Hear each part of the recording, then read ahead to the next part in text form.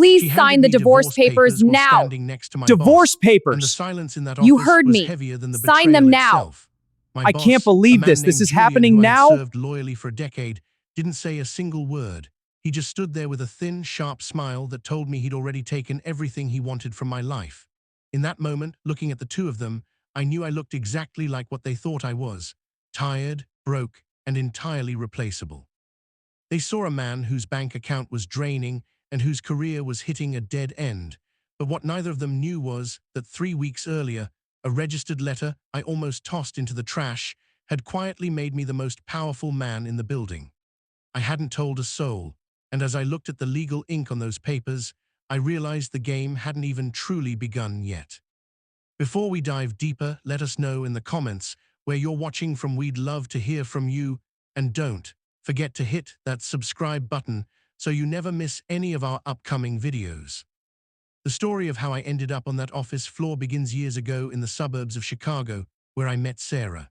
We were the typical American success story in the making, or at least that's what I told myself while I was working 80-hour weeks to fund a lifestyle we couldn't actually afford. I was a senior analyst at a high-end firm, and Julian was the mentor who promised me the world while slowly pulling the ladder up behind him. I ignored the red flags, the late-night meetings Sarah had, the way Julian would look at her during company galas, and the steady decline of my own influence within the company.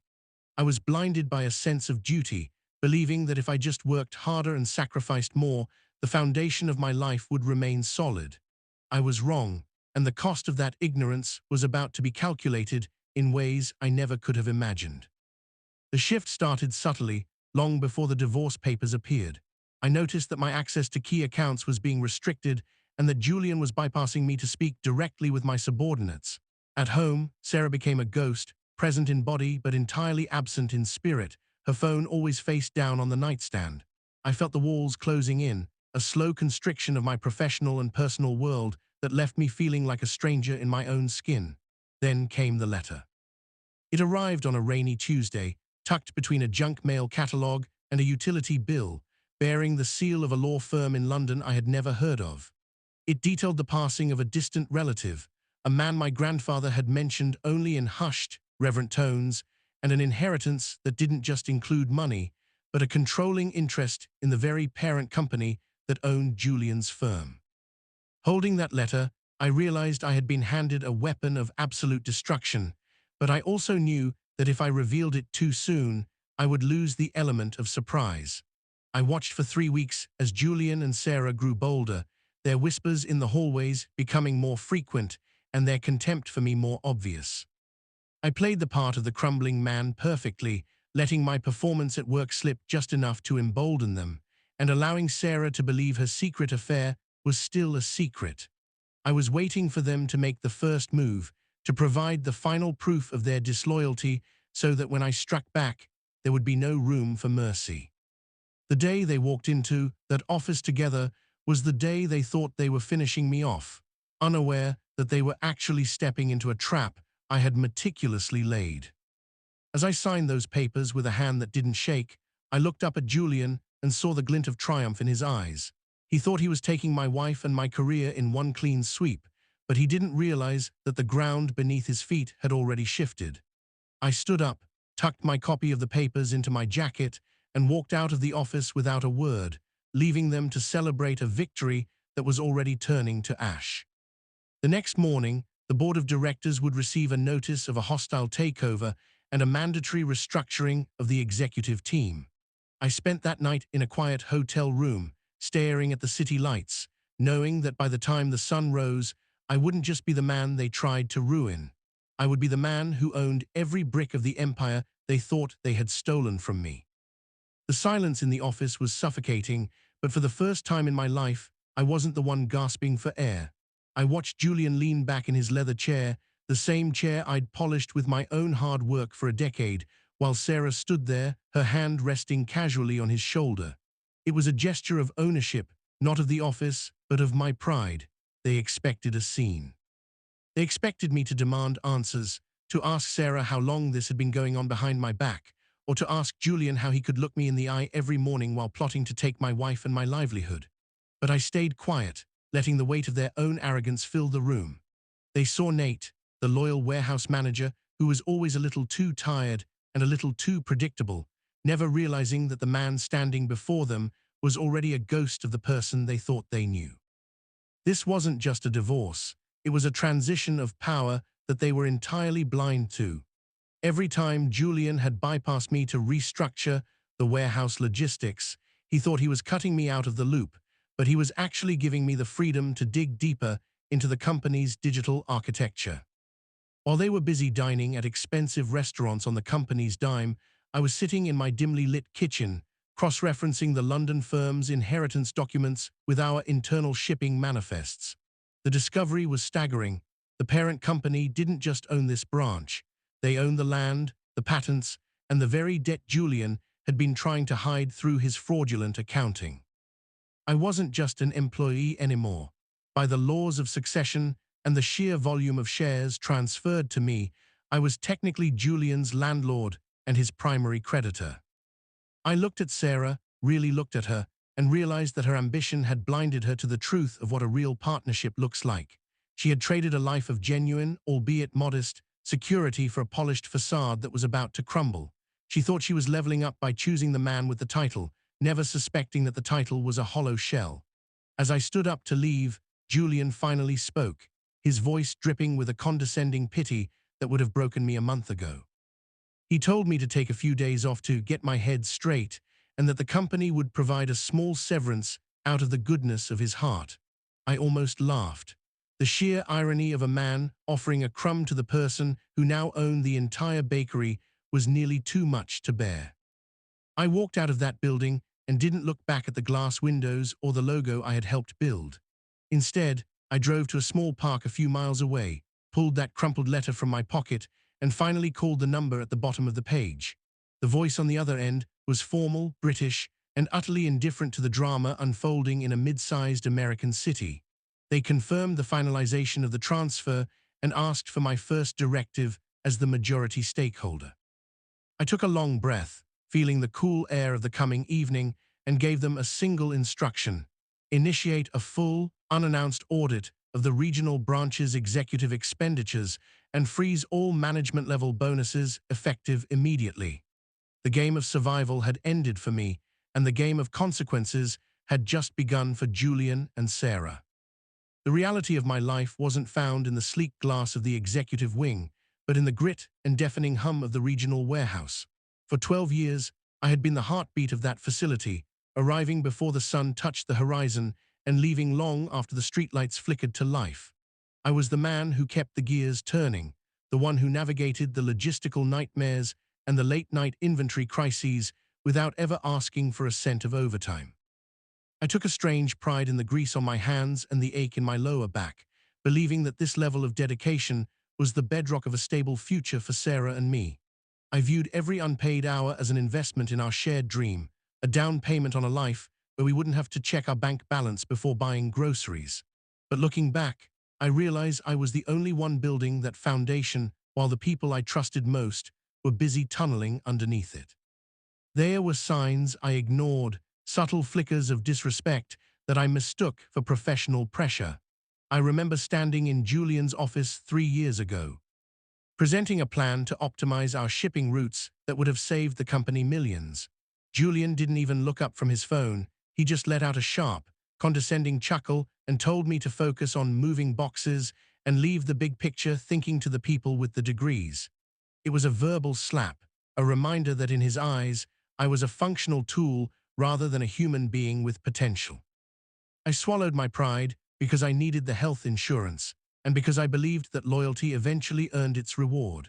I didn't see the quiet manipulation in the way he would pat me on the shoulder afterward, calling me the backbone of the team while simultaneously excluding me from the annual bonus pool. It was a masterclass in keeping a man small by making him feel just essential enough to stay, but never valued enough to rise. At home, the atmosphere was shifting into something far colder. Sarah had always been a woman who craved the shimmer of status, but as the years went on, her dissatisfaction became a physical presence in our house. She began to view my exhaustion not as a sign of hard work, but as a mark of failure. When I would come home with dust on my boots and a tired smile, she would look at me with a growing emotional distance that felt like a physical barrier. She started talking more about Julian's lifestyle, the charity galas he attended, the European vacations, the way his wife never had to worry about the cost of a new car. She wanted a stability that was measured in luxury, and she slowly stopped seeing the man who was working himself to the bone to provide for her. The silence between us during dinner became a breeding ground for resentment, and I realized now that she had already checked out of our marriage long before she ever met Julian in private. Foreshadowing was everywhere if I had only been willing to look. It was in the way Sarah would suddenly go quiet when I entered the room, or how Julian started asking very specific questions about my personal life under the guise of mentorship. He wasn't checking in on me.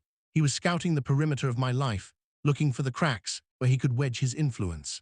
I remember one specific evening when I stayed late to fix a conveyor belt failure, and I saw Julian's car still in the lot.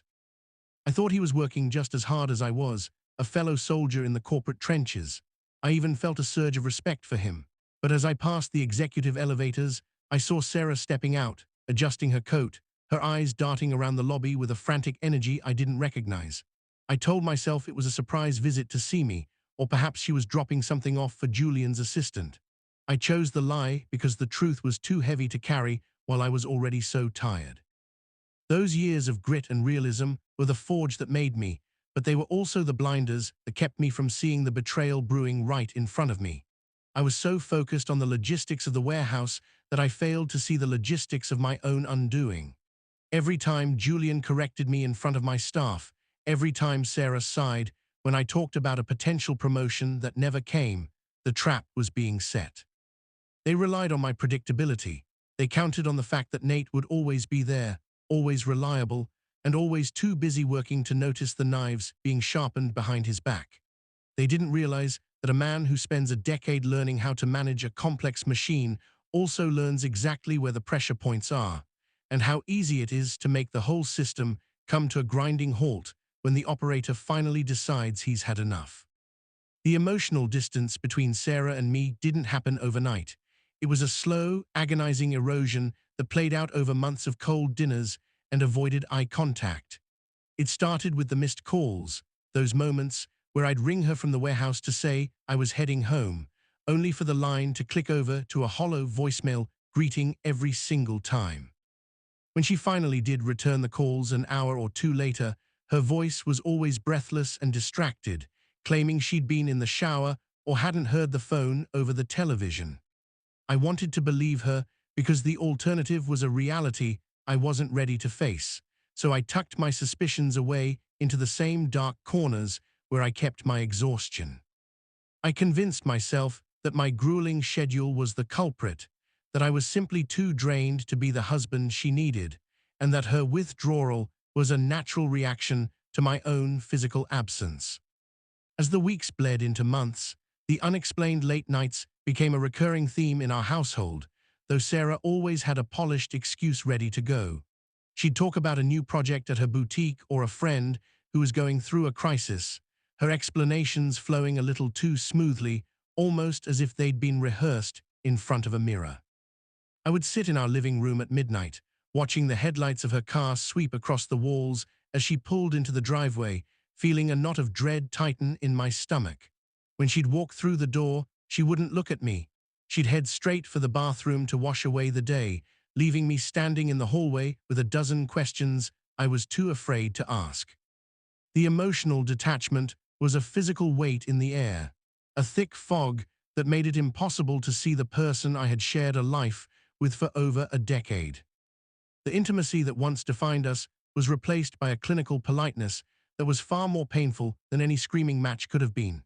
We became like two actors playing roles in a play that had long since lost its audience, moving through the motions of a domestic life that felt increasingly like a staged set. Sarah stopped asking about my day at the warehouse, and she stopped complaining about the grit on my boots. It was as if she had simply ceased to care about the details of my existence. I felt myself becoming a ghost in my own home, a background character in a story that Sarah was writing with someone else. I spent my nights lying awake on my side of the bed, listening to the rhythmic sound of her breathing and wondering when the woman I loved had become such a total stranger to me.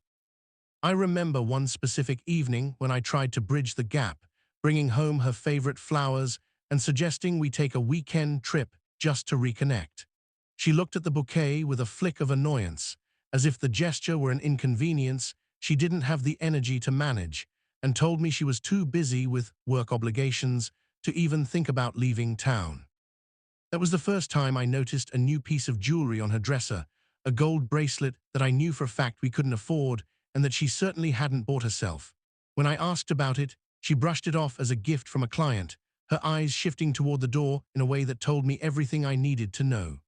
I spent that night in the guest room, staring at the ceiling and mourning the death of a partnership I still believed was worth saving. The tragedy of that period wasn't just the betrayal, but the profound sense of failure I carried on my shoulders like a leaden coat.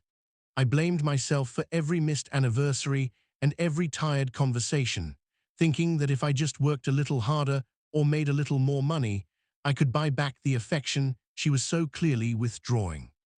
I was so caught up in the logistics of trying to fix a broken marriage that I failed to see the predatory shadow of Julian looming over every aspect of our lives. I thought I was simply losing my marriage to the natural wear and tear of time and stress. I didn't realize that I was being systematically replaced, piece by piece, by the man who sat in the corner office and smiled at me every morning. The betrayal didn't happen in a high-stakes boardroom or a cinematic rainstorm. It happened in the sterile, fluorescent-lit break room of the warehouse, a place that smelled of stale coffee and industrial cleaner. It was a Tuesday afternoon, and I had just finished a grueling double shift, my muscles screaming and my mind hazy with fatigue. I sat at one of the plastic tables, a lukewarm cup of coffee in my hands, when the heavy double doors swung open. I expected a coworker or a foreman, but instead Julian walked in, his expensive Italian suit looking absurdly out of place against the backdrop of metal lockers and safety posters. He didn't say a word at first. He just stood by the vending machine, his presence a deliberate intrusion into my space. Then the door opened again, and Sarah walked in behind him, her expression a mask of cold, calculated resolve.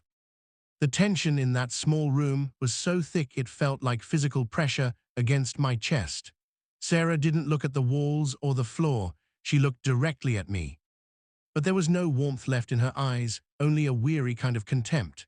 She walked toward the table where I sat, her footsteps echoing on the linoleum, and stopped just inches away. Julian stayed by the door, his arms crossed, watching the scene with the detached curiosity of a scientist observing an experiment. He didn't need to speak. His silence was a weapon, a statement that he had already won before the first word was even uttered. Sarah reached into her handbag, her movements slow and deliberate, and pulled out a small, velvet-lined box. She didn't hand it to me. Instead, she opened it, took out the diamond wedding band I had worked 3 summers of overtime to buy her, and placed it on the scratched surface of the break room table. The sound of the metal hitting the plastic was deafening in the quiet room. She leaned in slightly, her voice a low, steady whisper that cut deeper than any shout. She told me that she was tired of waiting for a life that was never going to arrive, and that she couldn't spend another decade watching me come home covered in the dust of a dead-end job. She said, "Nate, look around you. This isn't a life, it's just a slow way to disappear." She spoke as if she were doing me a favor, as if stripping away my dignity was an act of mercy. I looked down at the ring, then up at Julian, who offered a small, patronizing tilt of his head. He looked at me not as a rival, but as an obstacle that had finally been cleared from the path. He was savoring the moment, enjoying the spectacle of my world collapsing in the very place where I had sacrificed so much for his company. They waited for the breakdown, for the tears, or the desperate pleas for her to stay, but I felt a strange, icy calm settle over my heart. The pain was there, sharp and jagged, but beneath it was something much more powerful, a sense of liberation. That moment, designed to be my ultimate humiliation, should have broken me into 1,000 pieces, but it didn't. Instead, it was the final spark that turned my cold resentment into a burning, singular purpose. I drove back to my empty apartment, the silence of the rooms echoing the hollow feeling in my chest. I sat at the small kitchen table, the same place where Sarah and I used to plan a future that had just been incinerated in a warehouse break room. My eyes drifted to a pile of unopened mail I had ignored for weeks, buried under grocery circulars and past due notices. Right at the bottom was a thick, cream-colored envelope that felt unnaturally heavy.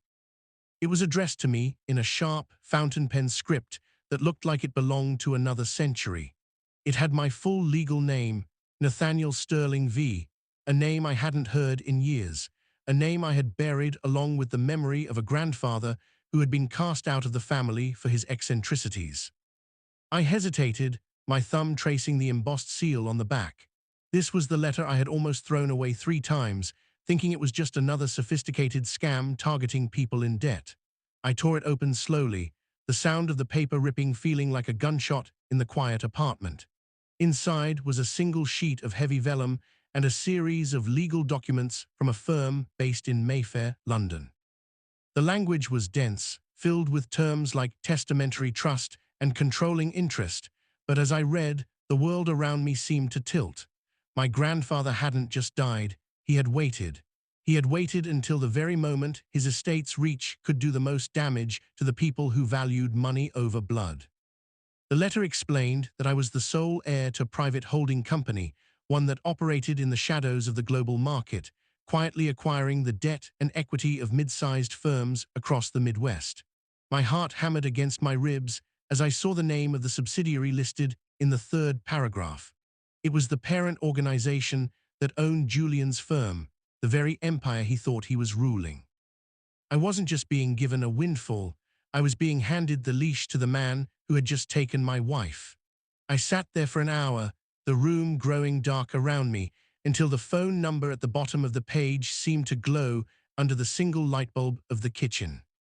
I dialed the number, my voice raspy and thin when the solicitor answered. He spoke with a dry, clipped British accent, confirming my identity with a series of security questions that only my family would know. Once the formalities were over, his tone shifted to something approaching reverence. He told me that the transition was already in motion and that my signature on the digital documents would finalize the largest transfer of private wealth the firm had handled in a decade. I asked him, almost afraid of the answer, what the actual liquidity of the estate was, how much was actually sitting in the accounts ready for my disposal. He cleared his throat, the sound of rustling paper coming through the line, and then he said the number. The number he spoke didn't even sound like money. It sounded like a different reality entirely. He told me the liquid assets alone totaled $470 million, but that was just the beginning of the ledger. The real weight of the inheritance lay in the ironclad ownership stake of the London-based parent company, the very entity that stood at the top of the food chain above our regional office. I sat in the dark of my kitchen, the flickering light of the refrigerator the only thing illuminating the room, and I let the irony wash over me. The company I worked for, the one where I had been treated like a piece of faulty machinery, was owned by the company I now controlled. It was a reversal so absolute it felt like the laws of physics had shifted. The transformation inside me was instantaneous, but it wasn't loud or aggressive. It was a cold, crystalline sharpening of my entire perspective. The raw, bleeding pain of being a victim, the man who had just been discarded in a break room, evaporated, replaced by the detached curiosity of an observer. I looked at my humble apartment and the divorce papers still sitting on the counter, and I felt nothing but a strange sense of distance. I was no longer the man Sarah had left, and I was certainly no longer the subordinate Julian thought he could crush. I was something entirely new, a strategist looking at a map of a battlefield where my enemies didn't even know the war had started. I realized then that every insult I had endured and every unpaid hour I had given to that warehouse was now a line item in a debt that Julian and Sarah would have to pay back with interest. I didn't feel the urge to run to the office and scream the truth from the rooftops. That would have been the impulse of a small man. Instead, I spent the rest of the night meticulously reviewing the corporate bylaws and the executive spending reports the solicitor had encrypted and sent to my private email. I saw the patterns of Julian's greed laid bare, the redirected funds, the consulting fees that lined his pockets, and the trail of breadcrumbs Sarah had been following, thinking they led to a golden throne. They thought they were building a future together on the ruins of my life, but they were actually building it on a foundation of sand that I now had the power to wash away with a single phone call. By the time the sun began to peek over the horizon, I had transitioned from a man seeking survival to a man orchestrating a legacy. I dressed in my usual warehouse uniform, the worn fabric and the steel-toed boots feeling like a disguise now. I wanted to see them one last time from the bottom, to look into their eyes while they still believed they were the masters of the universe. I needed to see Julian's condescending smirk and Sarah's cold indifference just once more, knowing it would be the last fuel I would ever need. As I drove to the warehouse, I wasn't going to work. I was going to witness the final hours of an empire that was about to find out who was actually holding the keys. The immediate impulse for a man in my position would have been an explosion, a dramatic reveal in the middle of the office, or a fueled confrontation that ended in a viral scene. But I didn't act. I watched. There is a specific kind of power that comes from being the only person in the room who knows the truth, and I wore that secret like a suit of invisible armor. I returned to the warehouse the next day, and the day after that, moving through the aisles with a calm, controlled precision that seemed to unnerve Julian. He would pass me in the loading docks and offer a tight, artificial nod, expecting to see a broken man, but instead, he found a man whose eyes were suddenly as still as a deep well. I became a ghost in the machinery, performing my duties with a silent efficiency while my mind was miles away, navigating the complex legal corridors of my new reality. In the evenings, the transformation moved into the shadows. I spent my nights in the back corner of a quiet library or in the sterile conference rooms of the London firm's local counsel, meetings with a team of lawyers who spoke in the cold, hard language of acquisitions and liabilities. We combed through years of Julian's digital footprints, mapping the flow of company capital into private accounts and tracing the expensive gifts he had showered on Sarah. My research was quiet, methodical, and devastating. I wasn't just looking for a way to get even. I was looking for the structural weaknesses in Julian's entire existence. I watched from the periphery as they grew bolder, Sarah often picking Julian up from the office in a car that my sweat had essentially paid for, their laughter echoing across the parking lot while I sat in my beat-up truck, documenting every moment. The behavioral change was subtle but absolute. I stopped responding to Julian's petty provocations and ignored Sarah's cold, transactional emails about the division of our meager assets. I was no longer a participant in their drama. I was a strategist collecting data. This period of silence was the most difficult part of the process, a test of my own restraint against the burning desire to end the charade. I let them believe they had won, let them believe I was just another casualty of their ambition, while I worked behind the scenes to ensure that when the hammer finally fell, there would be no possibility of a rebuild. I was waiting for one specific piece of evidence, a final confirmation of a suspicion I'd had since my earliest days in the warehouse. I dug through the archived shipping logs from a decade ago, looking for a ghost in the system, and what I found had changed everything. At first, it seemed like a series of small clerical errors, minor discrepancies in the warehouse inventory that most people would dismiss as human oversight. I spent my nights cross-referencing shipping manifests with the digital ledgers I now had full access to through the parent company's portal. I found thousands of dollars in ghost shipments, supplies that were paid for but never arrived at our docks. It was a clever, low-level drain on the company's resources, the kind of theft that someone like Julian would consider a victimless crime. But as I dug deeper into the encrypted archives, the pattern began to shift from simple greed into something far more predatory. I realized those missing funds weren't just lining Julian's pockets. They were being skimmed directly from the workers' pension fund and the safety budget that was supposed to protect the men on the floor. Then it got worse. I discovered a hidden layer of corruption involving the very contractors we relied on for warehouse maintenance.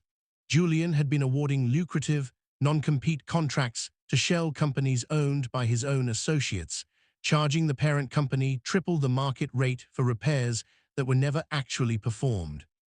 While I was struggling to fix broken conveyor belts with spare parts and duct tape, Julian was approving invoices for infrastructure upgrades that existed only on paper. The weight of the betrayal grew heavier when I saw the names on some of these shell corporations, names that led directly back to Sarah's family. It wasn't just a workplace affair. It was a coordinated effort to hollow out the company from the inside, treating the hardened legacy of the business like a personal ATM. Much worse than the financial theft, however, was the systemic exploitation of the staff I had managed for over a decade. I found internal memos where Julian explicitly directed the HR department to deny valid injury claims and to systematically target older employees for performance-based layoffs right before their retirement benefits kicked in. He treats people like disposable assets, stripping away the dignity of men who had given their lives to this company. Looking at those spreadsheets, the anger I felt wasn't for myself anymore. The sting of the divorce and the office humiliation felt small compared to the calculated cruelty I was seeing in black and white. This wasn't just about a broken heart or a stolen job. This was about a fundamental lack of justice for people who had no way to fight back. Justice, I realized, is a much heavier burden than simple revenge. Revenge is a quick strike that satisfies the ego, but justice is a slow, deliberate restoration of what is right. I watched Julian walk through the warehouse the next afternoon, his expensive shoes clicking on the floor that he had refused to repair, and I saw him for what he truly was, a parasite who believed he was a king. He stopped to berate an older loader named Henry for being too slow, threatening his job in front of the entire crew. In the past, I would have stepped in to mediate, to protect Henry from Julian's wrath. But this time, I just stood back and watched. I wasn't just observing a bully anymore. I was observing a man who had already convicted himself.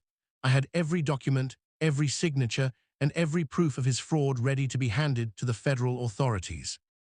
The tension was building to a breaking point, and for the first time in 12 years, I wasn't afraid of the explosion. The morning of the board meeting, a relentless, heavy rain hammered against the pavement, turning the city into a blur of gray and silver.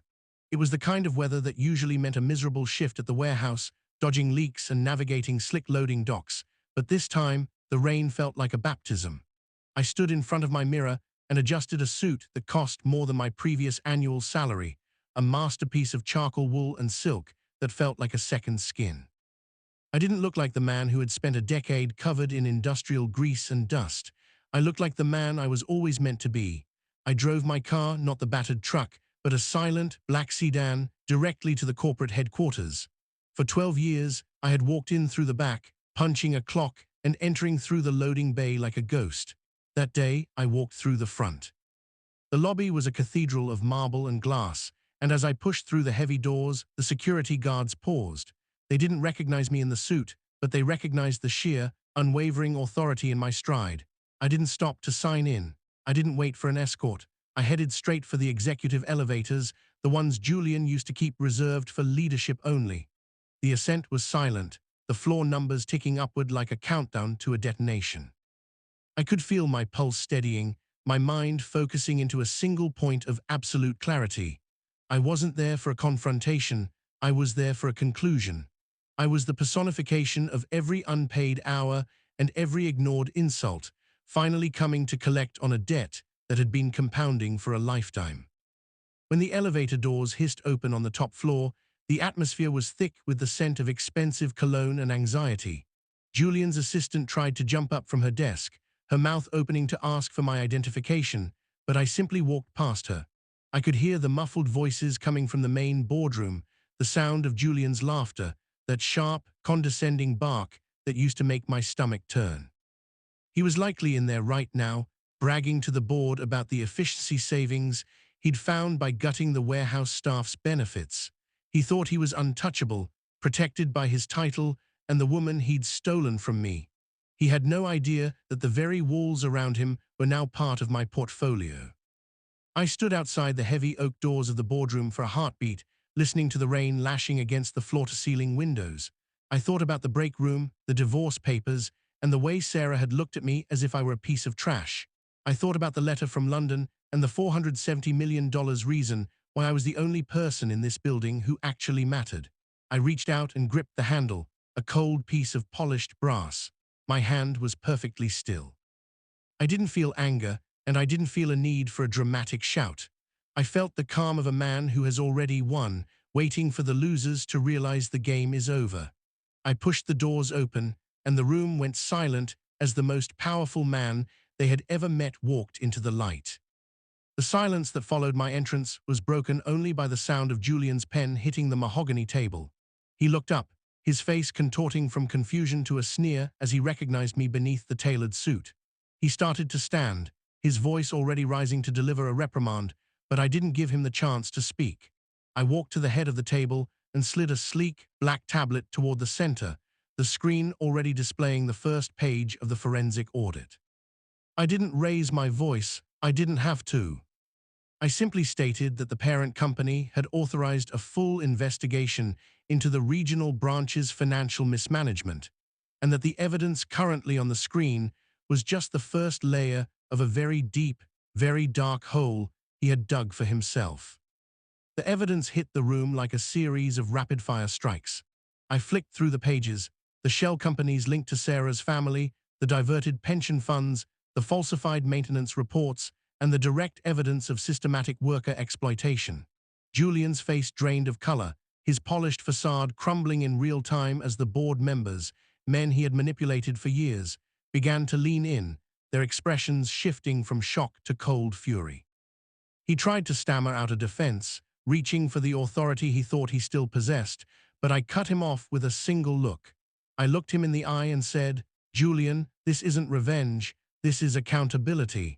You didn't just steal money, you stole the security of families who trusted you." The loss of control was absolute. Julian looked around the room for an ally, but everyone was staring at the digital trail of his own greed.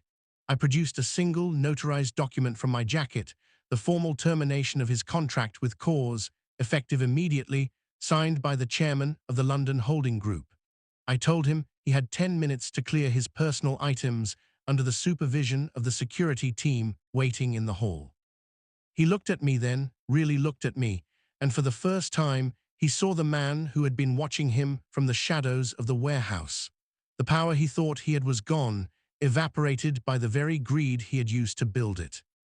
The room was deathly quiet as Julian gathered his things, his hands shaking so violently he could barely grip his briefcase.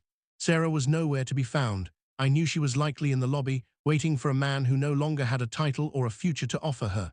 As the door clicked shut behind him, the board members turned to me, waiting for a directive. I didn't feel the rush of triumph I expected. Instead, I felt a deep, resonant sense of peace. The empire hadn't fallen, it had simply been purged. I sat down in the chair Julian had just vacated, looked at the men around the table, and told them that the first order of business was to fully reimburse the workers' pension fund and initiate a complete repair of the warehouse facilities. The era of exploitation was over, the era of Nate had just begun. The aftermath of Julian's removal was as quiet as the betrayal had been loud. I was sitting in my new office, the city lights shimmering through the rain-streaked glass, when my phone vibrated on the desk. It was Sarah. She had called 6 times in the last hour, her name flashing on the screen like a ghost from a past life that no longer held any power over me. I finally picked up, not out of longing, but for closure.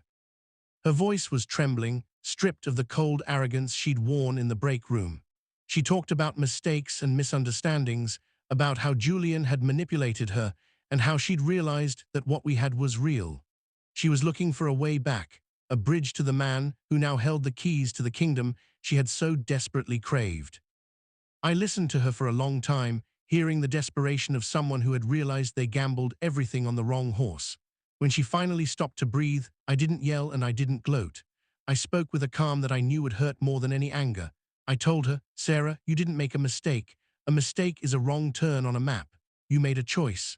You chose his status over my loyalty, and you chose his lies over our truth." I realized in that moment that the woman I had loved was never really there.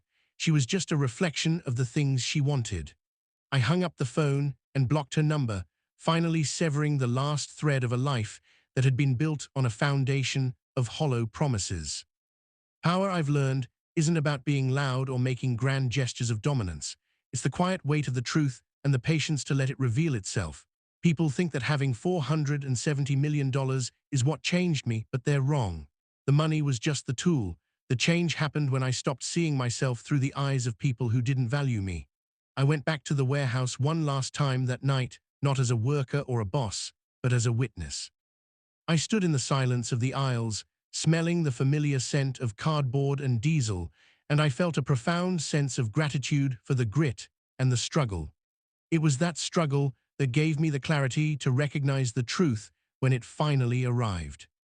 As I walked out of the loading bay and into the cool night air, I looked back at the building that had nearly broken me. Julian was gone, Sarah was a memory, and the men on the floor were finally going to get the respect they earned. My story isn't one of a lucky break. It's a story of what happens when the person you've overlooked finally decides to stop playing the role you assigned them. I have the empire, I have the truth, and I have a future that I own completely. But as I drive away from the wreckage of who I used to be, I have to wonder about the people watching this. If you were in my shoes, standing in that break room with a ring on the table and a secret in your pocket, would you have done the same, or would you have just walked away?